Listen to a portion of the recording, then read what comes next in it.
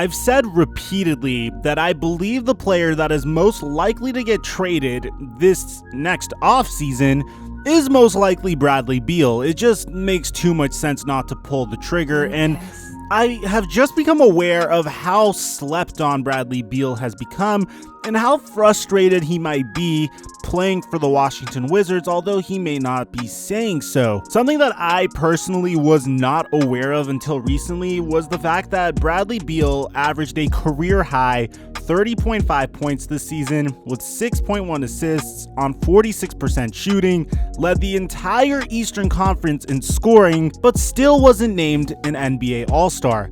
I don't remember if that's ever happened before. I don't think that's ever happened before. And Bradley Beal had a very interesting reaction to this. But even furthermore, there's just way too many rows and way too many storylines that just all add up and intertwine with one another in regards to a Bradley Beal trade. And that's what we're going to be diving into today. This report about the Brooklyn Nets trying to make a trade for Bradley Beal.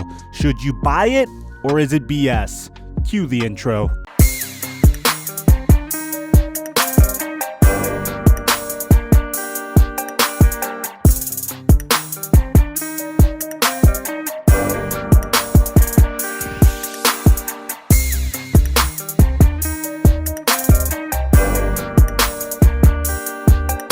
What's going on, everybody? Your boy TheFlightMike back again with another video, and man, oh man, it feels so good to say that, guys. I can't wait until the rumored date of July 15th comes around, where the NBA will quote-unquote resume its NBA season. Now, bear in mind, that is currently just a rumor, but I'm hoping that it's true, man. Getting basketball in the summertime would be absolutely phenomenal. Really quickly, guys, if you are brand new to the channel, you want to get the latest and greatest NBA news, please take a moment to drop a like, subscribe, and turn on my notifications so you never miss an upload. And let's dive into this. So in the intro, I mentioned how Bradley Beal averaged 30.5 points this season, which led the entire Eastern Conference and wasn't selected to play in the NBA All-Star game. And Bradley Beal had a certain feeling about that. He said that the NBA picks who they want, and that's just how it's going to be. The Washington Wizards have no TV games. All-Stars, they always talk about on winning teams, but you pick and choose who you want on the losing team. It's like pick a side. It's frustrating. I don't know one guy to average 30 points per game and not make the All-Star team. That's the best players in the NBA. If I'm wrong, that's what I thought it was. And look, man, I don't really blame Bradley Beal for feeling the way he does. I feel like he should have made it over specific players like Domantas Sabonis or Bam Adebayo, and those are two phenomenal players, but we're talking about the guy that led the Eastern Conference in scoring. Like, he should get some recognition for that. But even further so, this lack of recognition and lack of respect could be festering within Bradley Beal. It could be frustrating Bradley Beal. But regardless, throughout this entire ordeal surrounding Bradley Beal's potential trade to another team, Bradley Beal has said one thing that has given Washington Wizards fans some hope. He says, "I hate change. If it happens, it happens, but if I can control it, I will finish in Washington, D.C. But that's the thing.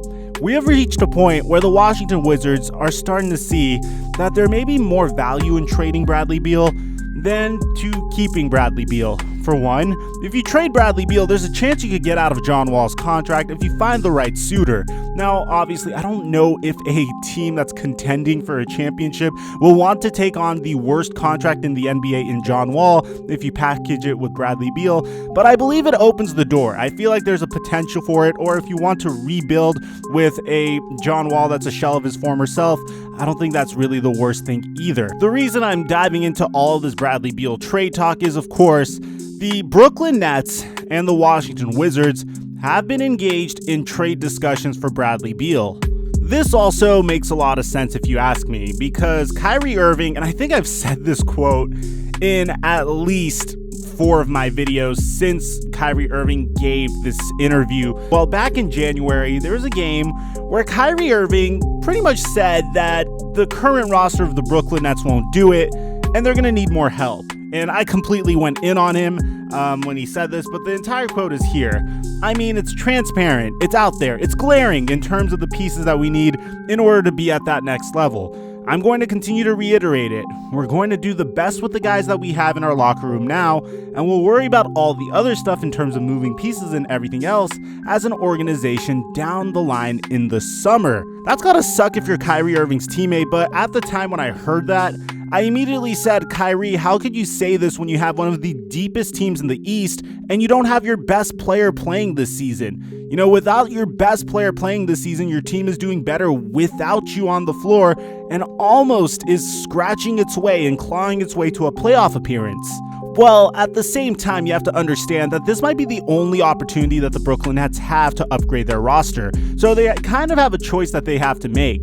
Do you add a third star to the starting lineup, put it next to two other players that are ball dominant and are primarily scorers in Bradley Beal, or do you opt to choose to move forward with just Kevin Durant and Kyrie Irving, two phenomenal scorers, and a fairly deep bench? And I mean it when I say fairly deep bench. As a matter of fact, I feel like if Spencer Dinwiddie didn't start 49 games, he would have definitely won 6th Man of the Year, because the man is averaging 21 points per game this season. And this is all with having DeAndre Jordan starting and Jarrett Allen backing him up.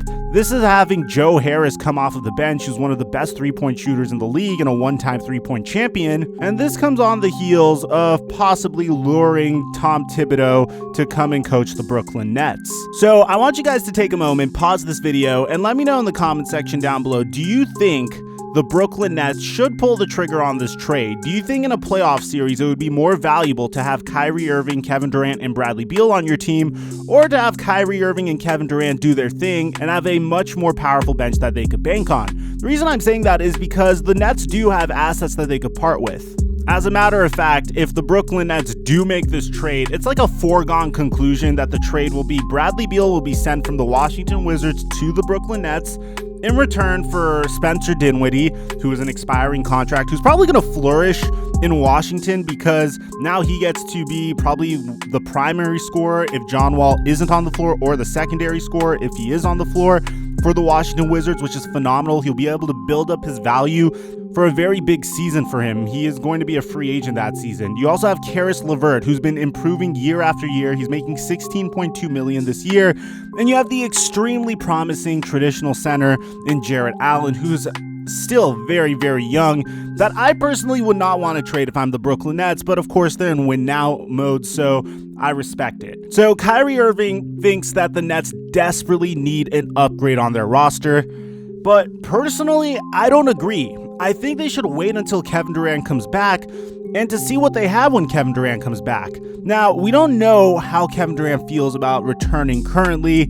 At first, it was a foregone conclusion that he's out this season, but now, given the fact that the NBA is probably going to resume in about 2 months from now, there is a possibility that Kevin Durant would be able to play some games. And I feel like the Brooklyn Nets should take this opportunity to see what they have when Kevin Durant returns.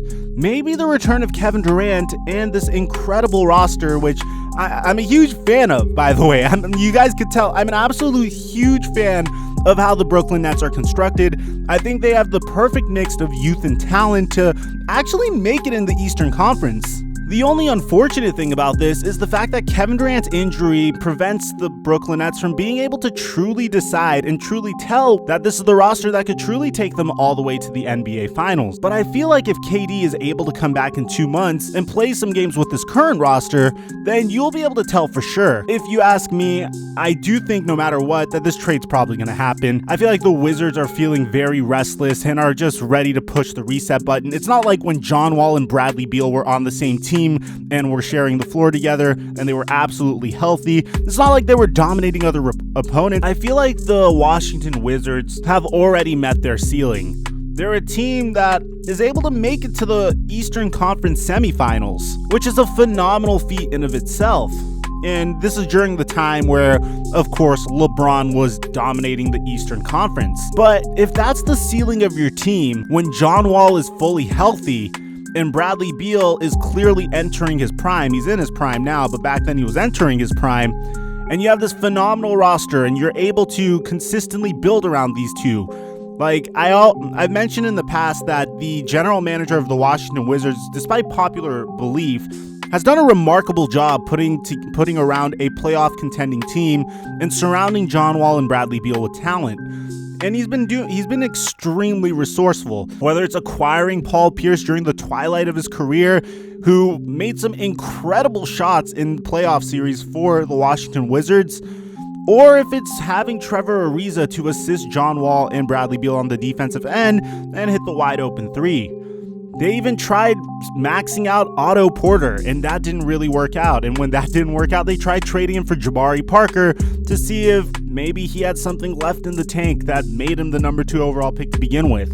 It's very difficult building a contender when you're the Washington Wizards because they're a fairly pipeline team.